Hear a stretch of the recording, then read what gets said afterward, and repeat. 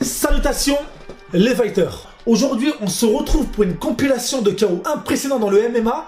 Je vous ai trouvé ça sur internet et j'espère que cette vidéo va vous plaire. On parle vraiment de coups qui sortent de l'ordinaire, auxquels le public, les fans ne s'attendent pas. D'ailleurs, pour comprendre rapidement le KO, qu'est-ce qu'un KO?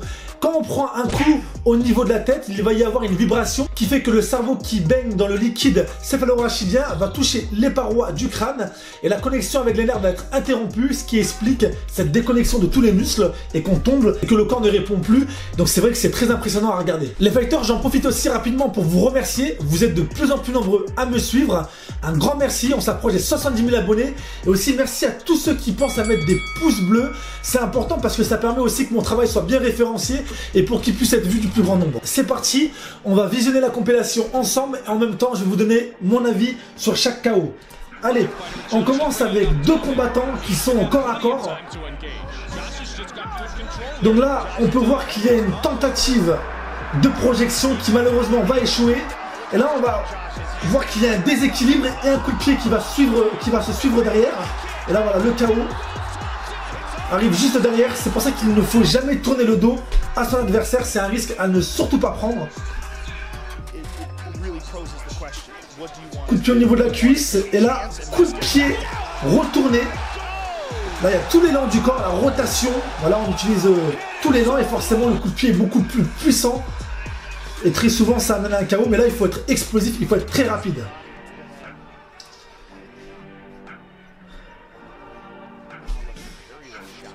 Coup de pied retourné. Alors là, je pense que le coup de pied avait pour but d'arriver dans le ventre ou dans le foie de l'adversaire.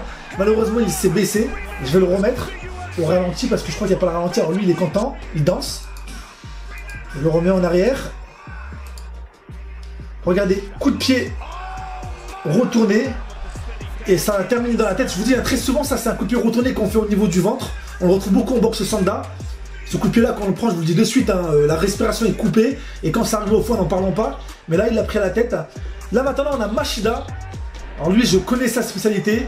Voilà, c'est les coups de pied, bam, direct, qui arrivent au niveau du visage. Un coup de pied qui est très difficile à arrêter. C'est pas, voilà, c'est le coup de pied circulaire, lui, il est beaucoup plus facile parce qu'on peut vraiment bloquer sur les côtés. Que lui, quand il arrive en face, et surtout à la vitesse là où il arrive, c'est très très dur. Ça, j'aime bien là le petit geste d'humilité où il se met en face de son adversaire par respect.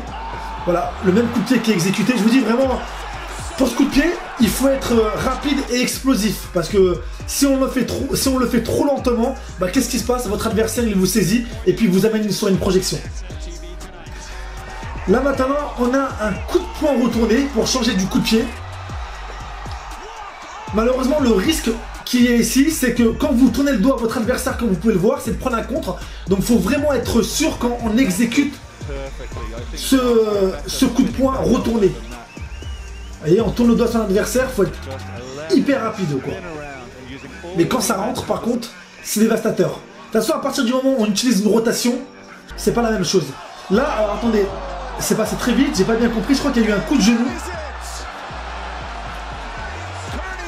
Effectivement, alors là, il y a eu un coup de genou au niveau de la mâchoire.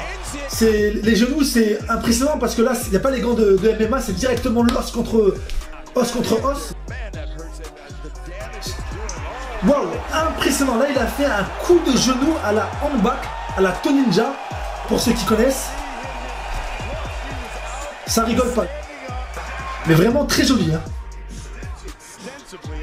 Coup de poing au niveau du foie. C'est vrai qu'on ne le voit pas très souvent au MMA. C'est pour ça que je l'ai mis. Parce que pour déjà avoir pris un KO à l'entraînement au foie, c'est mais vraiment impressionnant.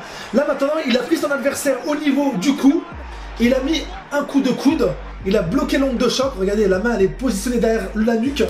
Et là, coup de coude. Donc là, pareil, ça pardonne pas. Alors là, je me souviens, j'ai déjà vu ce KO. Là, il va y avoir une projection. Il va prendre un KO. Ça va vraiment être instantané. Ce qui prouve que les projections sont très efficaces. Je pense notamment à la boxe Sanda. Ou même au judo. Hein. Parce que dès qu'une projection elle est bien exécutée, forcément, c'est le KO. Et là, voilà, travailler au sol. Et malheureusement, celui qui prend le KO va baisser sa garde. La leçon qu'il faut retenir, c'est quand on travaille au sol et que les coups sont autorisés au niveau du visage, et ben il faut pas baisser sa garde, c'est comme en haut.